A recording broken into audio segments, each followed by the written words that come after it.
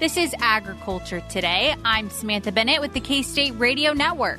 In honor of Veterans Day this Friday, Agriculture Today will be sharing multiple segments throughout the week, highlighting the Save Farm, a program housed on 308 acres of farmland with the goal of providing agricultural training, especially to veterans and their families.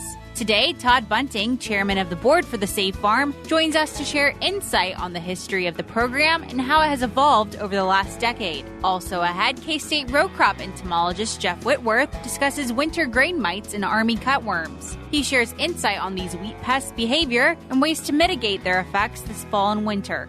We end with this week's Milk Lines, where K-State dairy specialist Mike Brouk encourages producers to attend one of the 2 K-State Dairy Days, being held this Thursday in Whiteside and next Tuesday in Seneca. That and more is coming up ahead on Agriculture Today.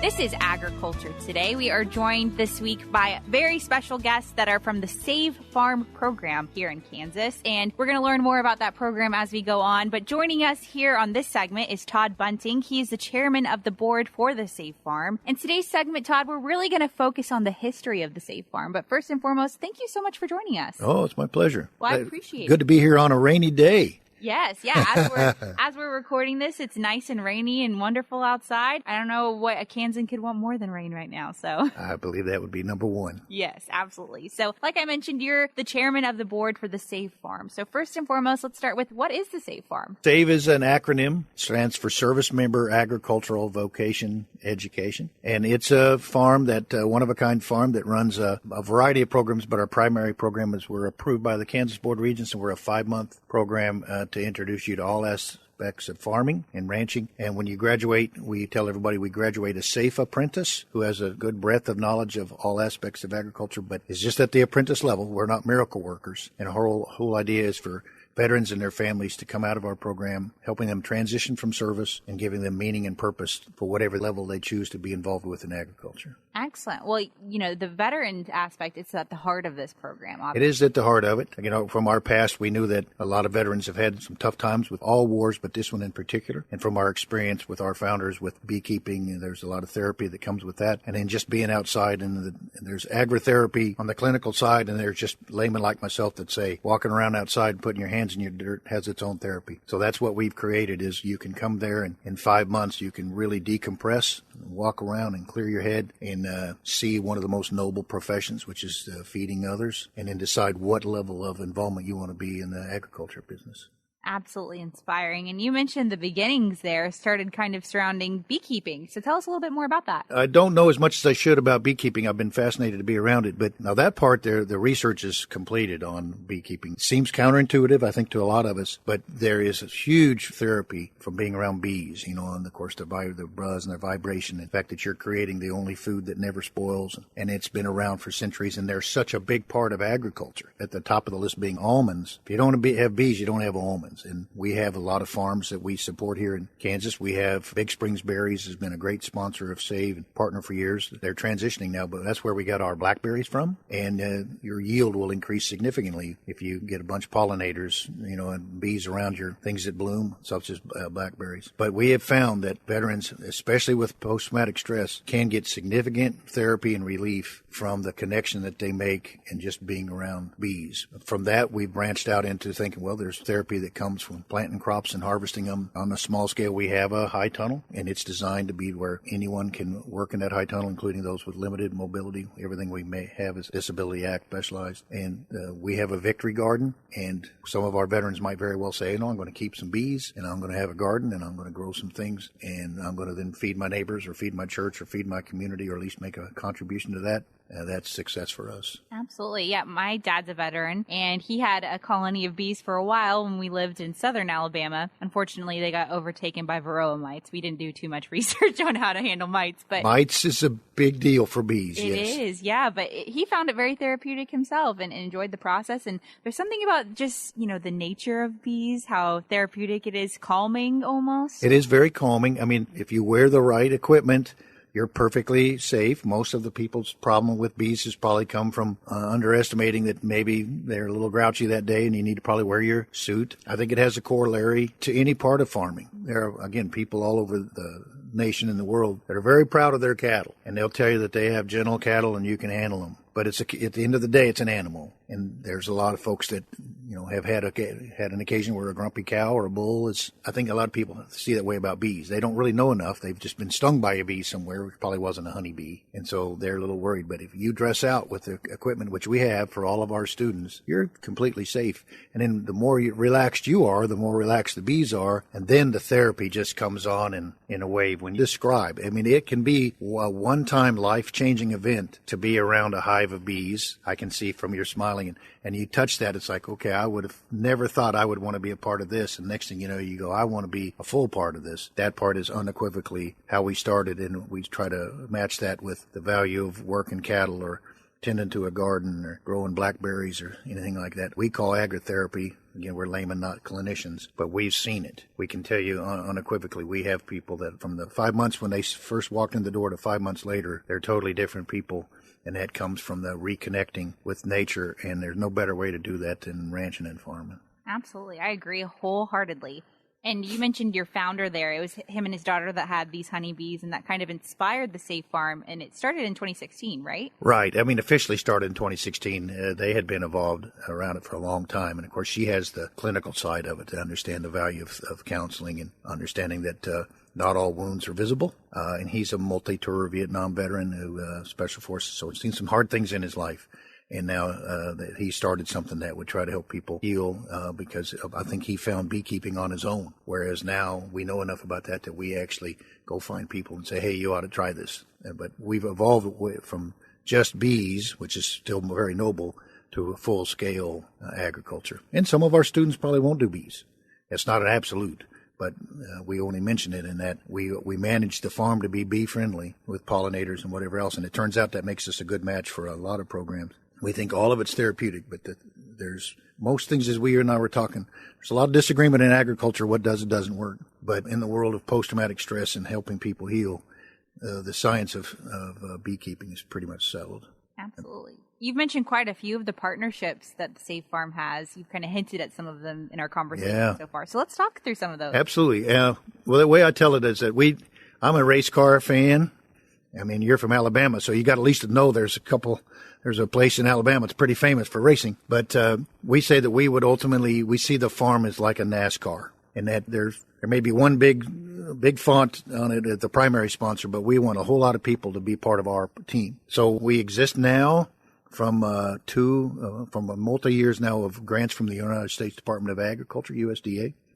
We get incredible support from our extension service agents across the state, not just in Riley County, but we have the Nature Conservancy has been with us from the start and is helping us to raise money to pay off the farm and develop special programs. John Deere is by far our most supportive and long-term corporate partner that has helped fund our improvements, and they fund our mentor, intern, and entrepreneurship program, where we have a small amount of money when you graduate that we can give you a little bit of head start on starting your own business. Those are great partners. We have a long-standing team agreement here with Kansas State University, so lots of partners there.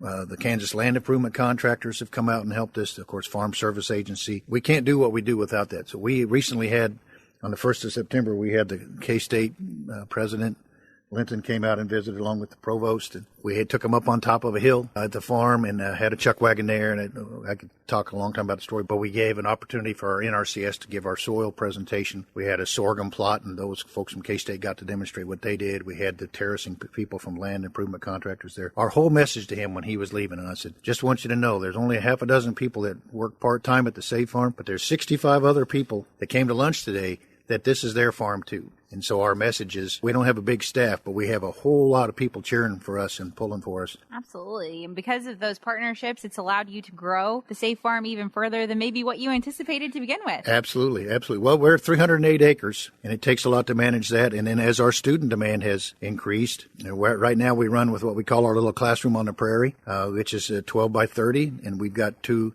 28 by 60 buildings that we're putting in place right now that are provided to us by the Flint Hills Christian School here in Manhattan. So it takes a lot of help. We got to have people that can do concrete work and electric work and plumbing work. And again, the land improvement folks in USDA and NRCS, we completely re-terraced and tiled our 50 acres with one of our tillable fields to better manage our water and be better neighbors. So we wouldn't have been able to have done that. We don't have any of that equipment. So those folks found out about what we're doing, and there were heavy equipment operators from all over Kansas converged on us for a week and did in 1 week what it would have taken us 5 years to do. Wow. Those partnerships are absolutely why we're as far along as we are. Absolutely incredible. Well, we're going to learn more about this program as the week goes on. Veterans Day is this Friday as this is airing. So we're going to continue our conversation on the Safe Farm, all your offerings that you have. But if listeners are tuning in and this is the one segment they catch this week about the Safe Farm, where can they find more information at if they're Well, we're on Facebook, and we have a website, safefarm.org. And then we've got a number you can call, and we've got an answering service, and so we'll get right back with you. We love tours.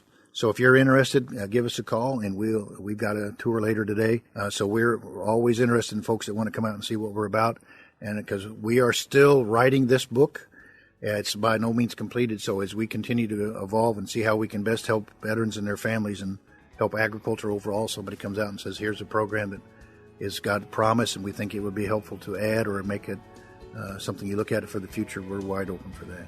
Excellent. Well, Todd, I can't thank you enough for your time today. And like I said, there's going to be more segments throughout the week, so listeners, stay tuned for that. But thank you so much for your time. Oh, great to be here. Absolutely. Once again, that was Tod Bunting. He is the chairman of the board for the Safe Farm, discussing the Safe Farm history. We'll be back with more ahead on Agriculture Today.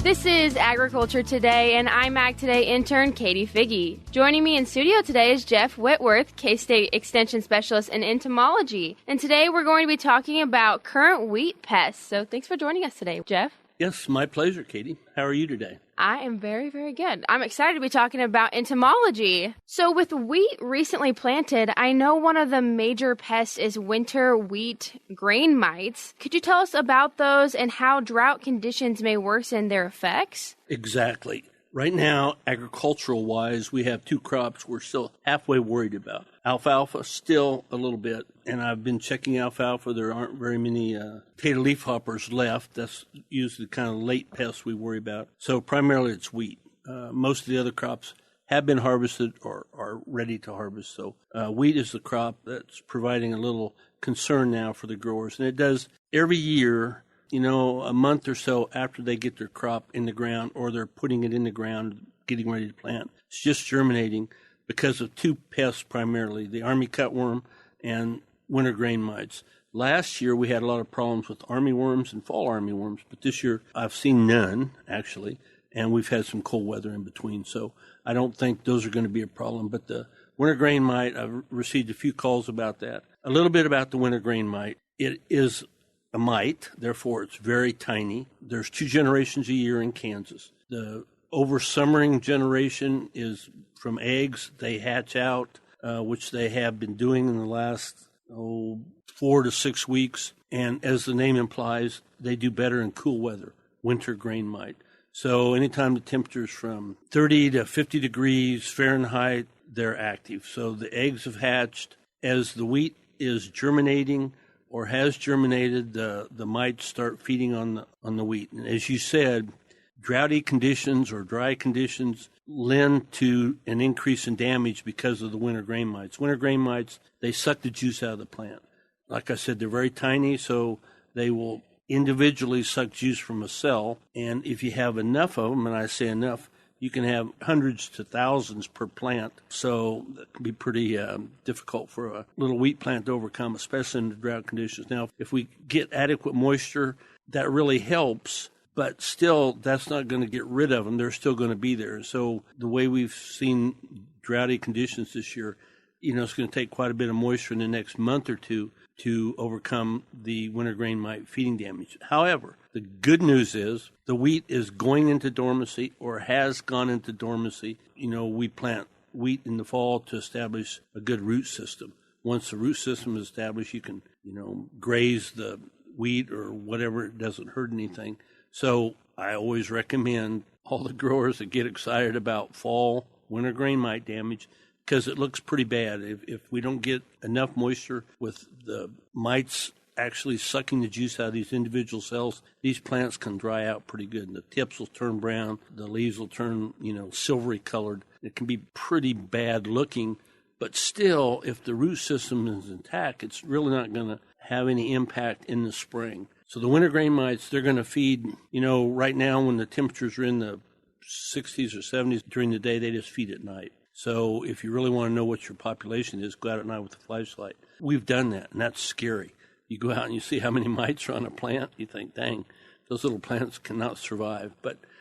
Or on cloudy days, they will feed. And once it gets cooler, once the temperatures are just hitting the 40s during the daytime, they will lay eggs, and they will go into a dormant period during the winter. And usually that's, in Kansas, it's usually not till mid-December or even January before it gets cold enough for them to lay eggs and the eggs to start overwintering. So that's what's going to happen this fall. Again, the wheat can look pretty bad because they're sucking the juice out of individual cells. If the plants are struggling for moisture anyway, that's just going to exacerbate the problem. So I really recommend not treating in the fall. In the springs, a different story, because those eggs that they laid in December or January, they will start hatching as the wheat comes out of dormancy in the spring.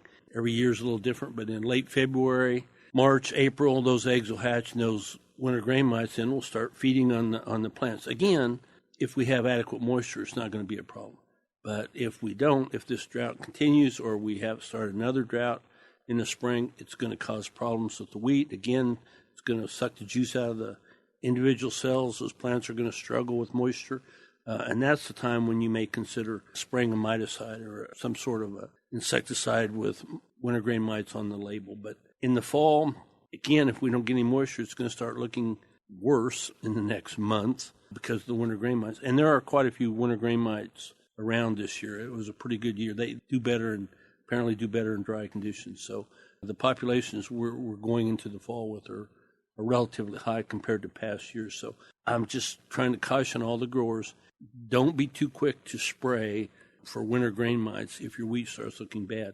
Remember, you can graze it or, mow it or whatever, and as long as it's got a good root system, that shouldn't affect it in the spring. So just be cautious. Don't get out there and spray too early for winter grain mites in the fall. But they're going to be there. Now, the army cutworm you talked about, that's a different story. The moths are around laying eggs. In the last month, 6 weeks, they come from the Rocky Mountains in the summer where they've oversummered. And as they come east, they lay eggs, and they get to about 77 highway, maybe, and runs up and down through the middle part of the state. From there west, they can be a real problem. We have found some this year already. There are some larvae, but right now they're really small. If you're worried about it, if you see any birds out feeding in a wheat field or an alfalfa field, you might go out and check and scratch around in the stubble and see if there's little tiny worms, because right now they're really small. They're really kind of hard to find because they're just kind of a dusky, nondescript brown. But if you start seeing window painting on the leaves, that's probably indicative of army cutworm larvae, so you need to watch that. They don't really go into dormancy over the winter. They will not feed unless the temperatures get up to 50 degrees during the daytime. And if it gets up to 50, they'll feed a little bit. But normally they don't cause a lot of problem in the winter, but then they'll start up again in the spring, about the same time the winter grain mite does. So you got those two pests right now in the wheat field to think about. Probably not enough that I would recommend spraying right now, but just to think about. And if you do have some areas that the wheat's looking thin and drying out, and you go out and you see a bunch of winter grain mites. Winter grain mites, by the way, are really neat looking in my opinion. They're a dark color, grayish, black, dark green, but they have red, orange legs and an orange anal pore on top, so they're very distinctive. If you have a lot of those, you might mark that spot keep track of it for the spring, especially if we don't get some more timely moisture.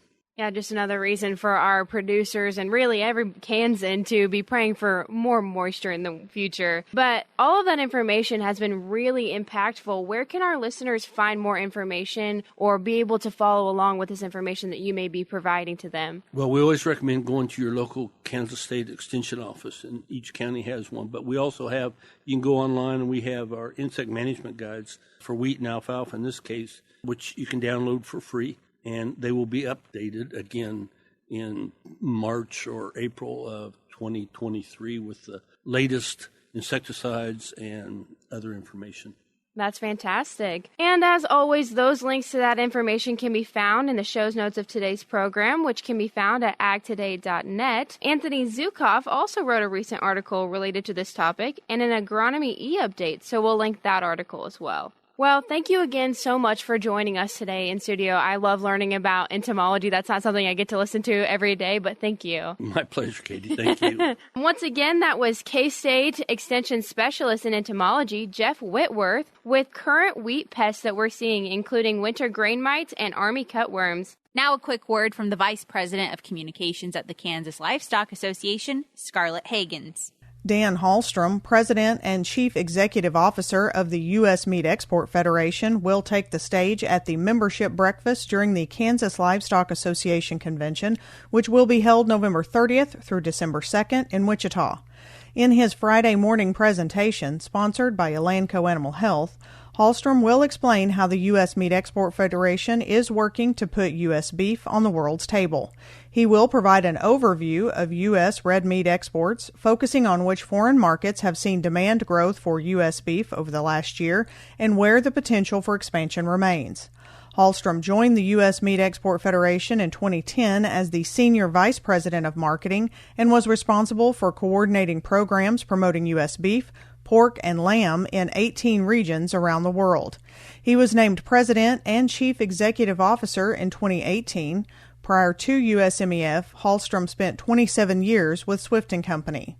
The early registration deadline for this year's KLA convention is November 11th. Members can register online by going to KLA.org and clicking on the Events and Meetings tab, or by mailing in the form found on the website or in the November-December Kansas Stockman. Hotel information for the convention also can be found on the KLA website. I'm Scarlett Hagans. Once again, that was Scarlett Hagans, the Vice President of Communications with the Kansas Livestock Association. We'll be back with more ahead on Agriculture Today.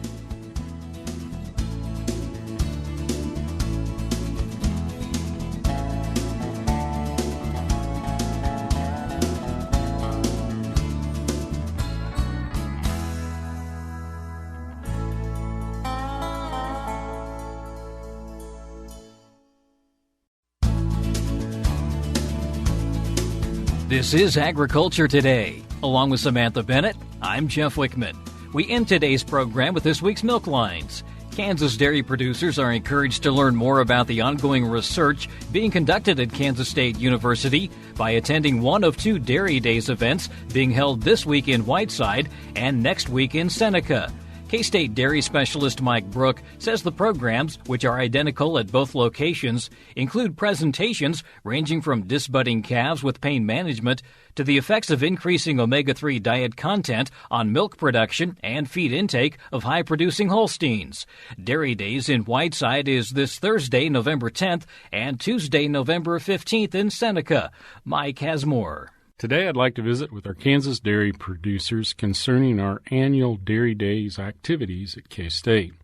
Once again this year we will be hosting Dairy Days for 2022, and they will be held at two different locations. One will be at Whiteside, and the other one will be at Seneca.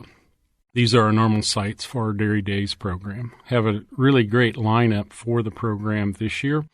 We will be in Whiteside on Thursday, November the 10th, and we'll be in Seneca on Tuesday, November the 15th. The program at both locations is the same. We have some really great presentations from some of our newer faculty members at K-State, as well as some of the usual things that we cover during our Dairy Days program. Some of the new things that we're going to be talking about would be the basics of greenhouse gas emissions and how that affects agriculture and particularly the animal agriculture sector. Dr. Logan Thompson, one of our newer faculty members, will be discussing that topic with producers during the morning time of each of the programs. We're also going to be talking about how to disbud or dehorn your calves using pain management. That's a new thing for dairy farms to consider as to how we do this when we do this practice of dehorning. And Dr. Michael Kleinhens from our vet school here at K-State has done a lot of research in that area. He's going to give us an excellent update on different things we can do to manage the pain during that process. Dr. Brown, a new faculty member, will be talking about feed intake and predicting feed intake of individual dairy cows. Dr. Brown is a new faculty member with us in the Animal Sciences Department, having come to us from Michigan State University. Great to have him on staff and looking forward to that presentation. We're also going to have some presentations from a couple of our grad students. They'll be talking about things like reproductive management and some new things in that area as we look at how we can stereotype to look at in vitro embryo activity. We are also going to have another presentation that's going to look at the effects of omega-3 fatty acids on milk production and feed intake of high-producing cows. Finally, we'll have some updates concerning how we use animal health traits that we find in our genomic testing, and also an update on our K-State Dairy Unit. We're also going to have presentations from the Kansas Dairy Association and Commission, as well as Midwest Dairy Association. Again, the activities are at Whiteside, and if you plan to attend that meeting, which will be on Thursday, November 10th, please contact the Reno County Extension Office to RSVP so we know how many to prepare the lunch for. Both programs start at 9:45 a.m. and will conclude about 3 in the afternoon. The program at Seneca will be on Tuesday, November 15th, again starting at 9:45. If you wish to attend that program, please call the Meadowlark Extension Office in Seneca and make a reservation so we'll have adequate food for lunch that day. Again, we invite all of our Kansas dairy producers to attend these meetings to get an update on what we're doing at K-State, as well as some vital information for improving your dairy. This is Mike Brouk with K-State Research and Extension. Thanks, Mike. Again, Dairy Days in Whiteside is this Thursday and next Tuesday the 15th in Seneca.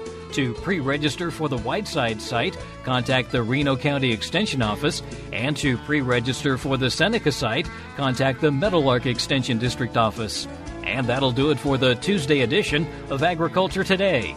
For Samantha Bennett, I'm Jeff Wickman. This is the K-State Radio Network.